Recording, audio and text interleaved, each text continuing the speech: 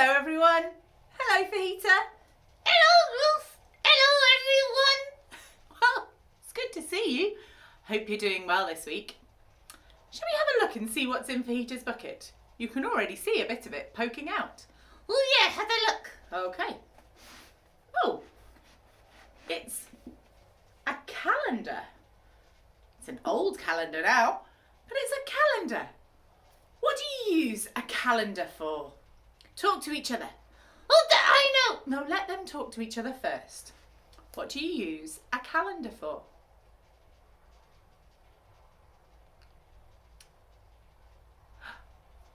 I think they've got it, Fajita.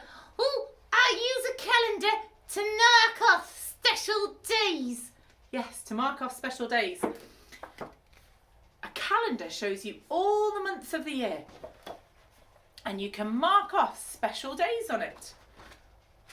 I wonder what special days you would have marked on your calendar. I would have my children's birthdays and the end of term, the start of term, and when I'm going on holiday. Oh yeah, they're good things. I wonder if you would have things that you're looking forward to. Things on your calendar that you know are coming up. I wonder what things you have on this year's calendar that you're waiting for. Today, we're going to find out a bit of a story about some people who had been waiting for a long time. Oh, what are they waiting for? A birthday? Well, sort of a birthday. What do you mean?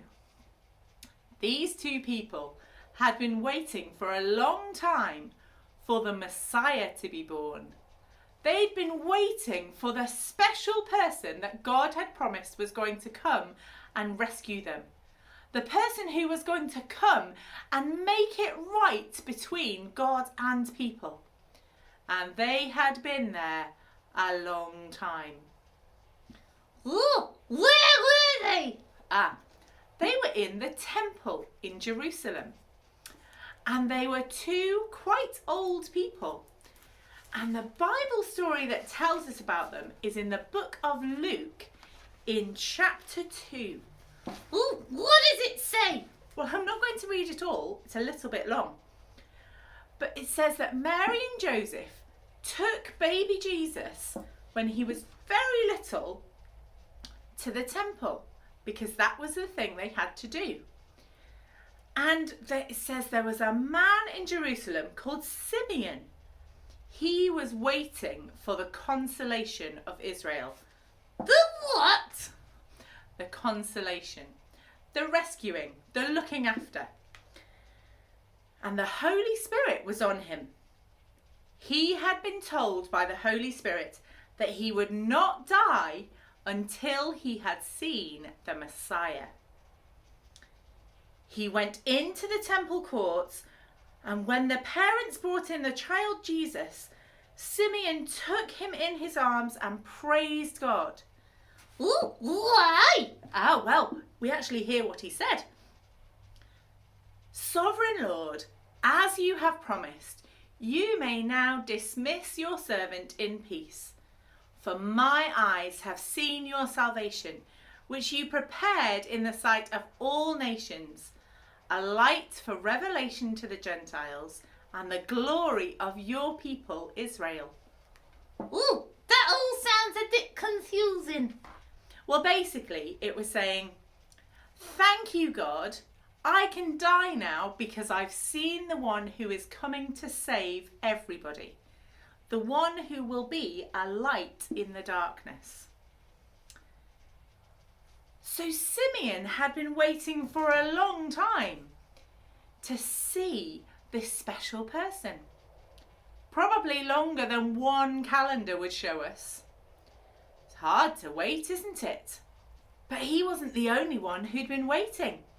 There was another person there, and she was called Anna.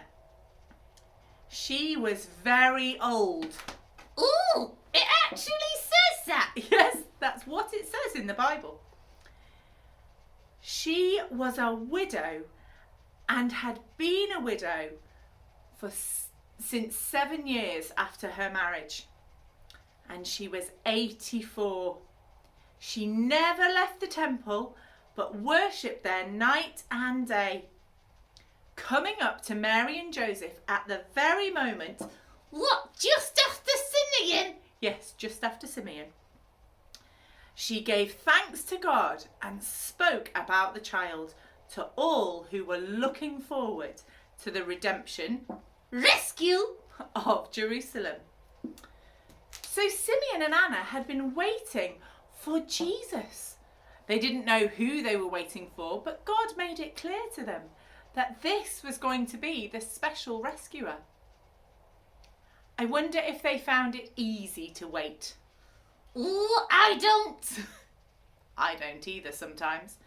I wonder if you find it easy to wait for those things that are on your calendar but much later in the year. Well, I think we should take our example from Simeon and Anna, and we should wait, and when that thing happens, they bubbled over with joy and excitement. So we don't know how the waiting was, but we do know that when the thing came that they'd been waiting for, Jesus, the rescuer, that they told everybody how wonderful it was. I wonder if we can manage to do that too. To wait and then tell everybody the wonderful things that we wait for. I'm going to pray. And if you want to make it your prayer, say amen at the end. Father God, thank you for the story of Simeon and Anna, the people who were waiting for your rescuer. Thank you that they told everybody about the rescuer when they could. And thank you that we can be encouraged to wait well from that story. Help us to have patience for the things that we are waiting for, but help us to be excited about them when they happen. In Jesus' name, amen. Amen. Well, we'll see you again very soon. Take care. Bye-bye.